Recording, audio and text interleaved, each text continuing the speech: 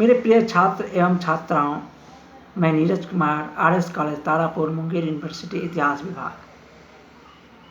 मेरा आज का टॉपिक है इतिहास के साहित्यिक स्रोत। इसके पिछले वीडियो में मैंने आपको इतिहास के पुरातात्विक स्रोतों के बारे में बताया था कि इतिहास के पुरातात्विक स्रोत के माध्यम से भी इतिहास को जानने में क्या भूमिका होती है। ठीक उसी प्रकार आज हम इतिहास के साहित्यिक स्रोतों के बारे में जानेंगे कि साहित्यिक स्रोत के माध्यम से भी इतिहास को जानने में क्या भूमिका है। प्राचीन भारतीयों में भी ऐतिहासिक तत्व और ऐतिहासिक बुद्धि पर्याप्त मात्रा में भरी हुई थी। इस बात की पुष्टि यहाँ के ऋषियों, जैन तथा बौद्ध आचार्यों की सूचियां विद्यमान है। चूँकि प्राचीन भारतीयों में ऐतिहासिक संकल्पनाएं आधुनिक इतिहास संकल्पनाएं से भिन्न होने के कारण प्राचीन भारत में शुद्ध ऐतिहासिक ग्रंथ नहीं मिलते हैं। हालांकि ह्वेनसांग लिखते हैं कि प्राचीन भारत के राजकीय कार्यालयों में प्रत्येक प्रमुख घटनाओं को लिपिबद्ध किया जाता है। धार्मिक साहित्य के अध्ययन करने के लिए हमें इन्हें दो भाग में बांट करके अध्ययन करते हैं। पहला धार्मिक साहित्य और दूसरा धर्मेत्तर साहित्य। धार्मिक साहित्य के अंतर्गत भी 3 ग्रंथ आते हैं, या इसे कह सकते हैं, इसे 3 भाग में बांट सकते हैं। पहला ब्राह्मण साहित्य, दूसरा बौद्ध साहित्य और तीसरा जैन साहित्य। ब्राह्मण साहित्य के अंतर्गत ऋग्वेद, यजुर्वेद, सामवेद तथा अथर्ववेद आते हैं।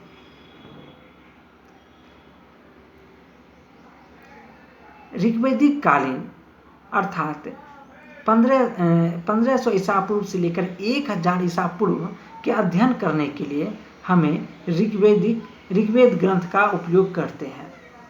इस ग्रंथ के माध्यम से ही इस समय के समाज का सामाजिक चित्रण देखने को मिलता है। उत्तर वैदिक कालीन जिसका टाइम पीरियड 1000 ईसा पूर्व से लेकर 600 ईसा पूर्व तक है, के अध्ययन करने के लिए मुख्यतः यजुर्वेद, सामवेद तथा अथर्ववेद का अध्ययन करते हैं। लेकिन इनमें से यजुर्वेद तथा सामवेद में भी ऋग्वेद के ही अधिकांशतः मंत्रों को उठा करके रख लिया गया है। फलतः अथर्ववेद का महत्व बढ़ जाता है। अथर्ववेद में हमें उस समय का समाज का चित्रण देखने को मिलता है जिस समय आर्यों ने अनार्यों के अनेक धार्मिक विश्वासों को अपना लिया था। उपनिषद भी इसी काल की रचना मानी जाती है। उपनिषद में आर्यों के दार्शनिक विचारों को रखा गया है, जैसे कि आत्मा क्या है, वर्षा क्यों होती है, सूर्य क्यों उगता है, मरने के बाद व्यक्ति क्या होता है, इन सब दार्शनिक बातों को रखा गया है। और इसके अलावे कहा गया है कि प्रत्येक मनुष्य का कर्तव्य है कि अपनी आत्माओं को विश्व के आत्माओं के साथ मिलाना ही प्रत्येक व्यक्ति का नैतिक कर्तव्य है। इसके अलावे उत्तर वैदिक काल में वैदिक ग्रंथों का अध्ययन करने के लिए वेदांगों की रचना की गई। वेदांगों के भी 6 प्रकार होते हैं: शिक्षा, कल्प, व्याकरण, निरुक्त और छंद। ऐसे सूत्र जिसमें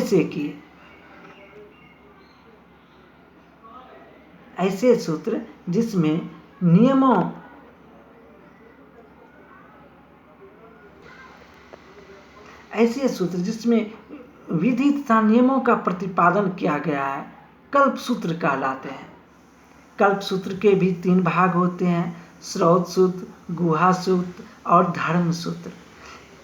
स्रोत सूत्र में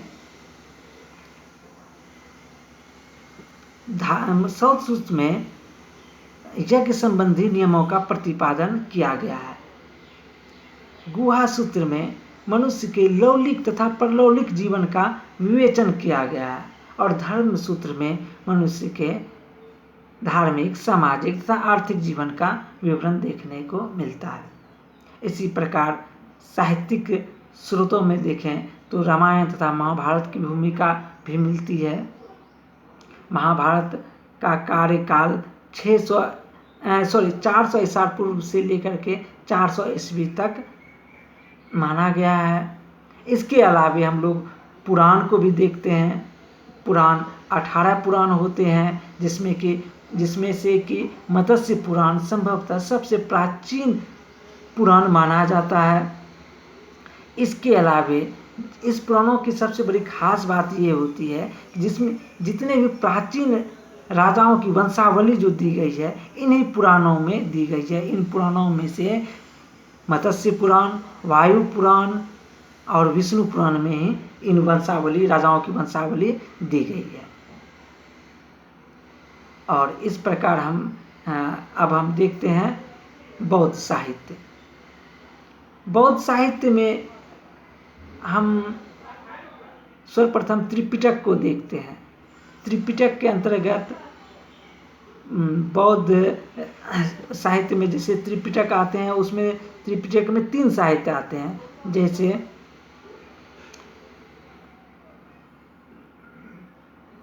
विनय पिटक, सुत्त पिटक, विनय पिटक और अभिधम पिटक आते हैं। सुत्त पिटक में बुद्ध के धार्मिक विचार और वचनों का संग्रह है। विनय पिटक में बौद्ध संघ के नियमों का विवेचन है और अभिधम पिटक में बौद्ध धर्म के दार्शनिक विचारों को रखा गया है। इस प्रकार से हम देखते हैं कि इन ग्रंथों के भी माध्यम से भी ऐतिहासिक तत्व देखने को मिलते हैं। इनके अलावे श्रीलंका के इतिवृत्त, महावंश तथा दीपवंश में भी प्राचीन समाजों का चित्रण, प्राचीन धार्मिक विचारों का चित्रण देखने को मिलता है। इनके अलावे अगर हम देखें तो जातक कथा भी महत्वपूर्ण है। अब इन कथाओं के भी माध्यम से भी प्राचीन भारत के ऐतिहासिक स्रोतों के बारे में जानकारी ज़्यादा मिलती है। अब हम देखते हैं जैन साहित्य। जैन साहित्य में 12 आगम को महत्वपूर्ण माना गया है। इनमें से सबसे प्रमुख हैं, जो कि सबसे प्रमुख साहित्यों में से अगर हम देखेंगे तो भगवती सूत्र देखने को मिलता है। इसमें भगवान महावीर की जीवनी पर प्रकाश डाला गया है। इसके अलावा उपासकत्साओं में जैन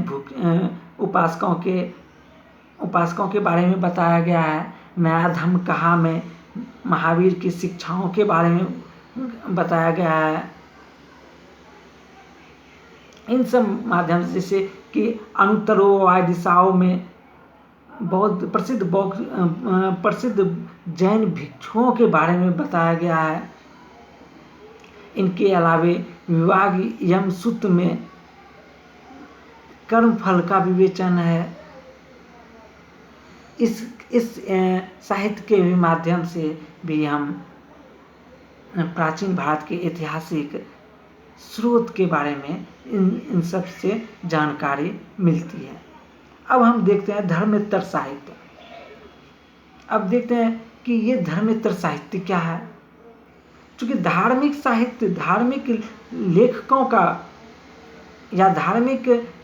का तात्पर्य यह था, वो अपने धर्म के बारे में ही ज़्यादा लिखते थे। फलतः ऐसे साहित्य जिसमें धार्मिक बातें ना हो, धर्मेत्तर साहित्य कहा गया। फलतः अगर हम देखते हैं, इसमें सर्वप्रथम आता है पाणिनि का अष्टाध्यायी।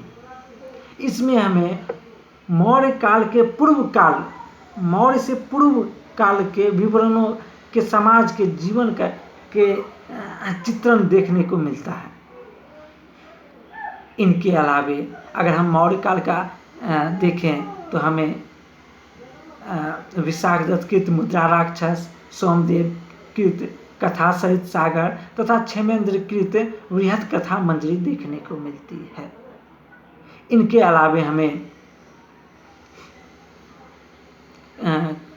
अलावे अगर हम देखें तो कौटिल्य का अर्थशास्त्र भी देखने को मिलता है। इन सब से भी हमें ऐतिहासिक स्रोत मिलते हैं।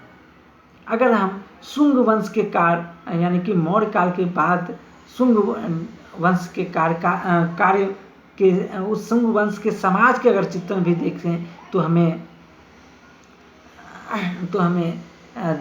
देखने को मिलता है। जैसे कि अष्टाध्यायी का एक टीका जो लिखा गया है पतंजलि द्वारा, जिसे महाभाष्य कहा गया, उसमें भी हमें देखने को मिलता है। इसी प्रकार हम देखें तो रघुवंश में भी गुप्त काल के बारे में विवेचना किया गया, जो कि समुद्रगुप्त के विजयों के उपलक्ष्य में लिखा गया है, ऐसा प्रतीत होता है। तो इस रघुवंश के बारे में भी समुद्रगुप्त की जो उपलब्धियां हैं उसके बारे में कहा गया है। अगर हम देखें तो साहित्यिक स्रोतों में शुद्ध जो ऐतिहासिक ग्रंथ हमें मिलते हैं वो कल्हणकृत राजतरंगिणी के बारे में भी कहा जाता है कि ये प्राचीन भारत के शुद्ध ऐतिहासिक ग्रंथ को माना जाता है। हालांकि यह दूसरी बात है, यह कश्मीर के इतिहास को दर्शाता है। हालांकि उन्होंने जहाँ तक हो सका उन्होंने ये सभी ग्रंथों का अध्ययन करके इसमें इतिहास लिखने की हर संभव कोशिश की है। इस तरह से हम देखते हैं कि इतिहास लेखन में साहित्यिक स्रोतों की कितनी बड़ी भूमिका है। अगले वीडियो में हम लोग इनके विदेशी स्रोत के बारे में देखेंगे। तब तक के लिए धन्यवाद।